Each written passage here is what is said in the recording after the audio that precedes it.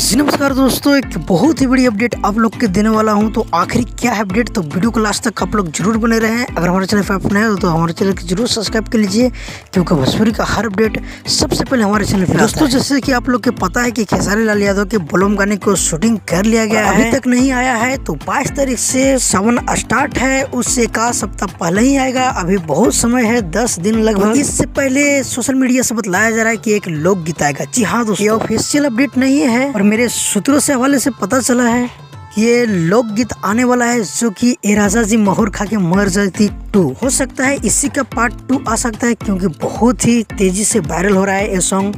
और खेसारी टीम से फिर पता चला था कि इसका पार्ट 2 बहुत ही जल्द तैयार किया जाएगा और शायद वही आ सकता है। तो आखिर देखते हैं इस 10 दिनों में कौन सी गाने की पोस्टर आता है। अगर आएगा तो सबसे पहले मैं अपडेट देने की कोशिश करूंगा। फिलहाल के लिए कुछ से अपडेट था, मिलते हैं किसी अपडेट के साथ बहुत ही जल्द। जब तक के लिए जय हिंद, जय भोजपुरी।